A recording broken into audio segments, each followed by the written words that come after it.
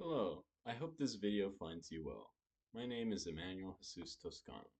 I am in section A15 of Ethnic Studies this fall quarter. In this video, I'd like to give a reflection about this class. Firstly, I'd like to talk about positionality. The term positionality describes one's understanding of one's position concerning different social identities, such as race, gender, sexuality, ethnicity, class, age, and student status. As for me, I could be considered white because of my white skin. I'm male, heterosexual, Hispanic, middle class, about to turn 19 in a couple of days, and a student at UCSD. To be completely honest, I feel as though I'm in a more privileged position than most. I'm able to attend school with little costs, and despite people confusing me for being white, I never really have to worry about my safety. The same could be said for my male identity and being middle class. I don't have to worry about people bothering me, and I've never had to struggle for basic needs. Being 19 in modern times gives me the perspective that I still have time to figure things out. Oftentimes, though, it feels odd being Hispanic and living in this country. It doesn't feel like I belong here sometimes. And at the same time, it also feels like I don't completely fit in Mexico either. I'm like a weird mix of two cultures. But that said, I'm still proud to be Hispanic. Now, I'd like to give a retrospective analysis for weeks 7 and 10. One concept I found important in week 7 was the labor exploitation of migrant workers. Labor exploitation typically refers to treating someone unfairly to benefit from their work. This can include a power imbalance between employer and worker. A specific example from Dr. Sasaki's recorded lecture explains how, due to the booming sugar market in Hawaii, demand for cheap labor increased, and so Asian and Portuguese migrant workers began to settle in Hawaii. She also describes how workers were paid more or less based on their race.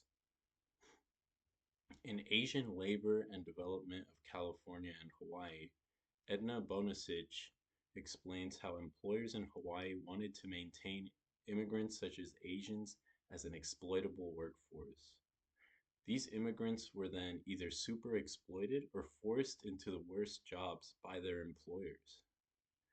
This is important because it highlights the exploitation that was going on in Hawaii. Immigrant workers were being exploited for their work, and white folk were the only ones who benefited from this. They were paid less to do the same job, and overall just had worse jobs in general. They were taken advantage of for their work. One concept I found important from week 10 was global capitalism.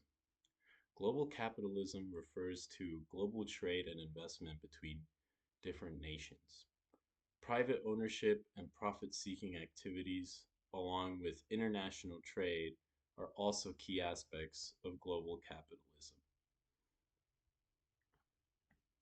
Because of this technology, no, because of this, technology and cultural practices spread.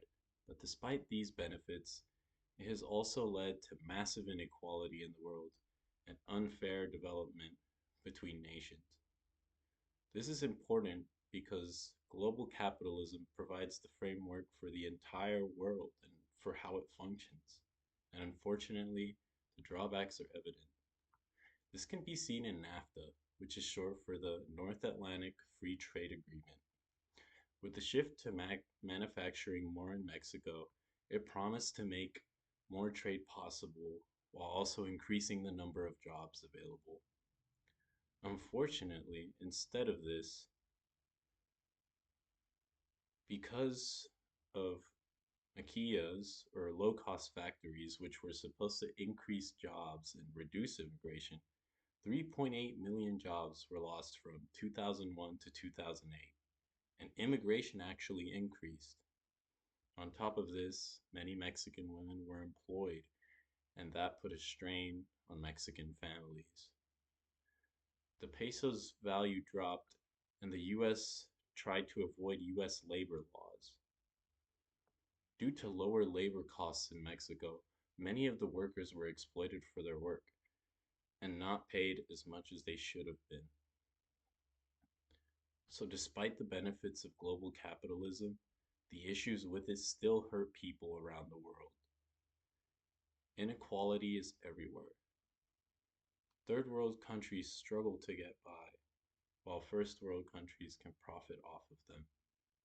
According to Lisa Lowe's chapter called Globalization in the book Keywords for American Cultural Studies, 3rd edition, globalization is often critiqued for creating an economic divide between developed and underdeveloped countries, with devastating effects for poorer nations. Inequality is just a huge issue in today's times. Lastly, I'd like to give a reflection on personal impact. And I would say that the topic that has impacted me the most is global capitalism. It really just opened my eyes to all of the inequality in the world and how people are exploited all around the world. It just seems so unfair to me that people from different sides of the world can live completely different lives without ever knowing each other. And it's a shame that this is still going on.